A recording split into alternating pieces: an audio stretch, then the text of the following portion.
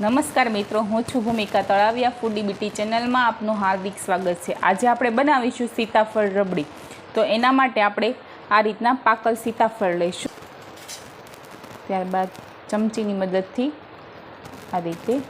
આ રીતે જારો લઈ અને એમાં નાખી દઈશું.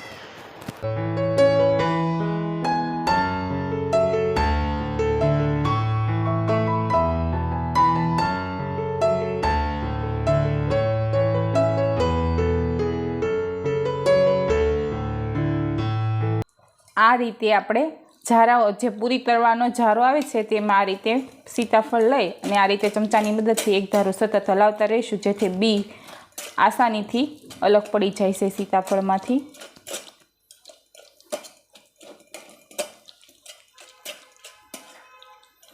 આ સીતાફળમાંથી બીજ અલગ પડવાની સૌથી સરળ રીત છે અને ઝડપથી પણ બીજ અલગ થઈ જાય છે આ રીતથી કરવામાં આવે તો.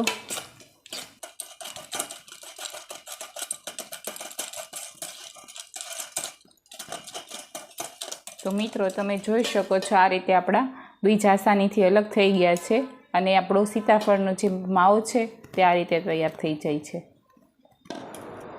એક કડાઈમાં આપણે પહેલાં 1 વાટકો ખાંડ લઈશું, જેને આપણે કેરમલાઇઝ કરીશું. આમાં પાણી ઉમેરવાનું નથી.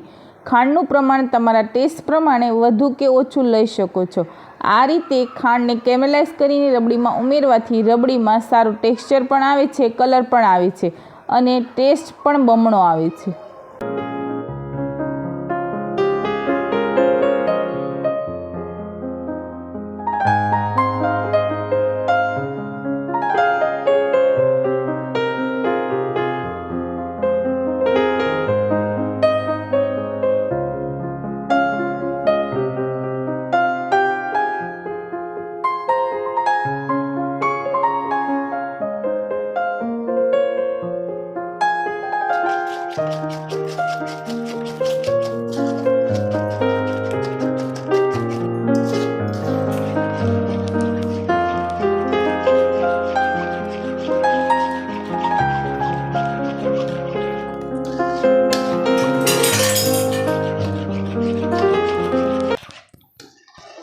આપણી ખાંડ સારી રીતે કેરમલાઇઝ થઈ ગઈ છે. હવે આપણે એમાં 2 લીટર જેટલું દૂધ ઉમેરીશું.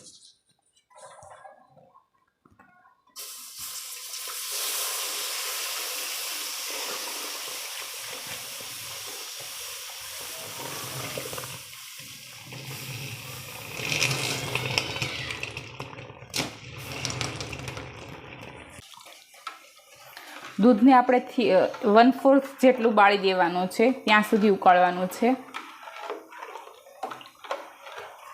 આ રીતે સતત ચમચો હલાવતા રહેવાનું અને ઉકાળતું રહેવાનું છે, ઘટ થઈ જાય ત્યાં સુધી.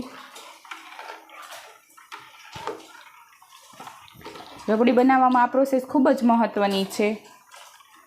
દૂધ સારી રીતે બાળવું એ જ મહત્ત્વનું છે,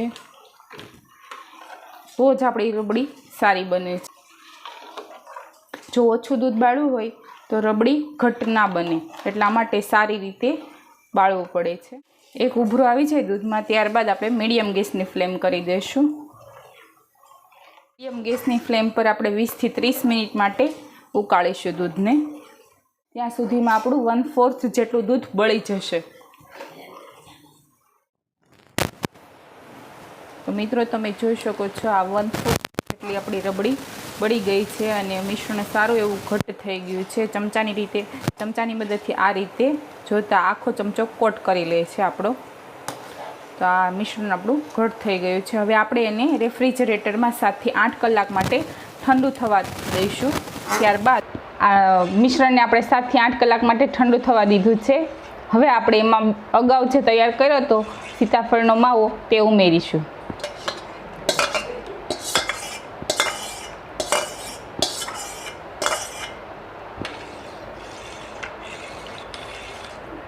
જેને આપણે ચમચાની મદદથી સારી રીતે મિશ્રણમાં મિક્સ કરી લેશું.